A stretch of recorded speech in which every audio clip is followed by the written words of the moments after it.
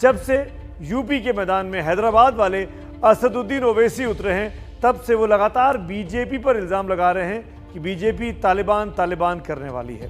लेकिन आज हम कुछ सवाल और कुछ बातें असदुद्दीन ओवैसी की ज़रूर करेंगे। यूपी में ओवैसी ने घूम घूम कर मुस्लिमों को लीडर बनाने का दावा किया। वो लगातार कैंपेन कर रहे हैं यूपी में। दूसरी पार्टियों पर उन्हें डराकर, यानी मुसलमान को डराकर वोट बैंक की तरह इस्तेमाल करने के आरोप असदुद्दीन ओवैसी ने लगाए।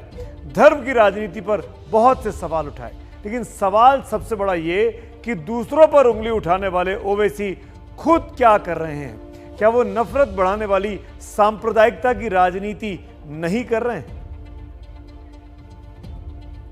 बाबा साहिब अंबेडकर ने संविधान बनाकर कमजोर तबकात को, वंचित समाज को कहा कि हमने संविधान बना दिया, अब हम तुमको हथियार देकर जा रहे हैं।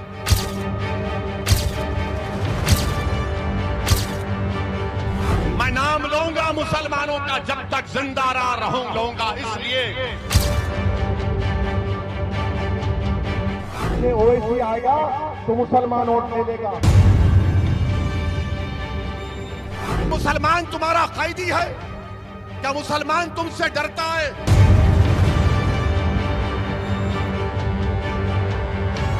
तुम काबिल बनो, तुम कौम के सिर पे सालार बनो, हम तुम्हारे पीछे खड़े रहेंगे, तुम्हें क्लास दे हर चीज करेंगे।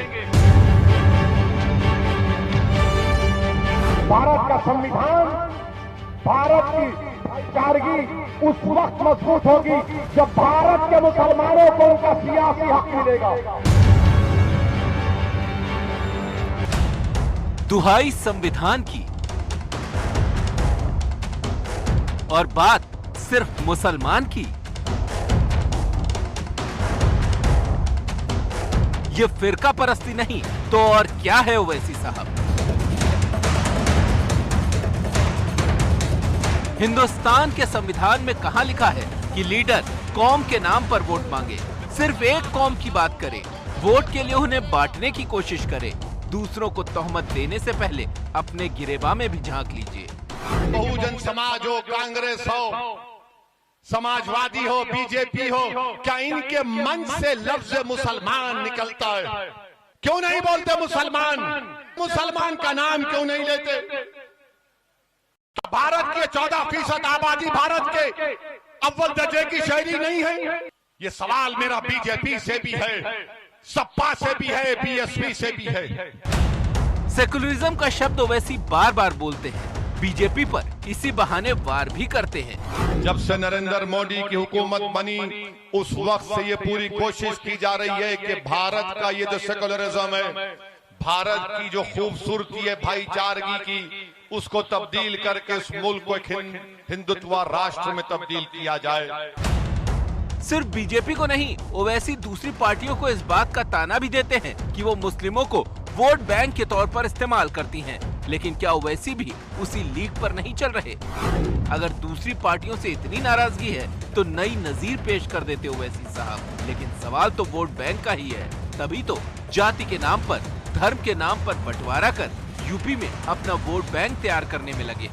अगर 11% यादव मुलायम सिंह यादव को, अखिलेश यादव को अपना मुख्यमंत्री बनाए, तो क्या इस आने वाले चुनाव में 19% मुसलमान क्या मंदलिस के एमएलए को कामयाब नहीं कर सकते? करेंगे इंशाअल्लाह ताला। यूपी के अपने 3 दिन के दौरे पर ओवैसी जहां भी गए, उन्होंने हर पार्टी पर मुसलमानों को डराकर वोट लेने का आरोप लगाया। जुल्म करने वाले जानते हैं कि बीजेपी की सरकार उनको खामोशी से पीछे दरवाजे से उनकी मदद कर देगी, मगर जहां पर ये जुल्म होता है जो भारत के संविधान के खिलाफ है, जो भारत को कमजोर करने की एक साजिश है, ये नाम निहाद सेकुलर पार्टी कोई आवाज नहीं उठाती। लेकिन यूपी में दूसरी पार्टियों की राह पर वो भी मुस्लिमों को डराने वाली राजनीति ही कर रहे हैं। तुमको नेता बनना है, तुम कब तक नारे मारोगे नेता होगा? अरे तुम बनो, तुम काबिल बनो, तुम कौम के सिर पे सालार बनो, हम तुम्हारे पीछे खड़े रहेंगे, तुम्हें क्लास दे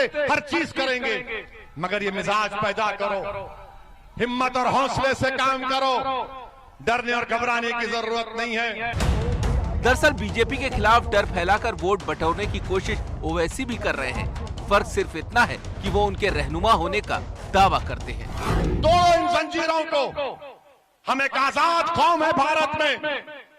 हुक्मरान कोई भी हो, योगी हो, मोदी हो या किसी का हो, मगर वो हुक्मरान है, वो बादशाह नहीं है, वो प्रधानमंत्री है, वो चीफ मिनिस्टर है, हम किसी के गुलाम नहीं हैं। अरे आप आए नहीं, आप बुलाए गए, और ये जो जवाबी कवाली आप भाजपा के साथ मिलकर भाजपा की नाव जो डूब रही उसको बचाने की कोशिश कर रहे हैं, उत्तर प्रदेश की जनता कभी आपको स्वीकार नहीं करेगी।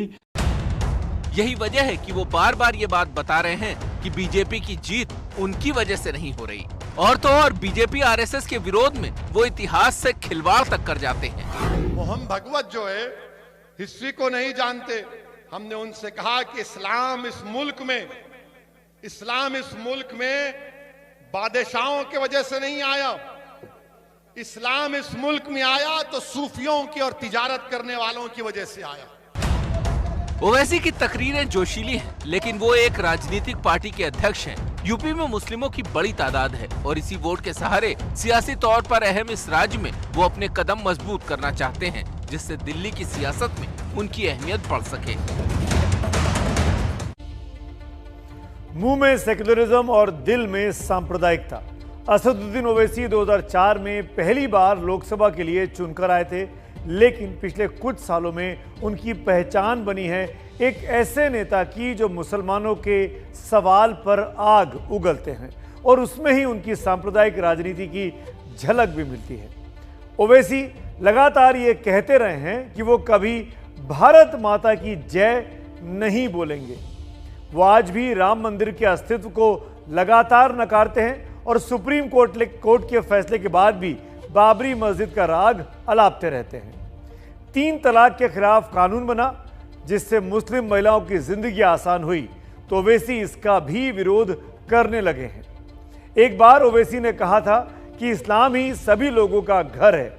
अगर दूसरे धर्म के लोग इस्लाम अपनाते हैं तो ये उनके लिए घर वापसी जैसा होगा। वैसे ही नोटबंदी के समय आरोप लगाया कि मुस्लिम इलाकों में एटीएम काम नहीं करते, वहां पर पैसे नहीं आते हैं।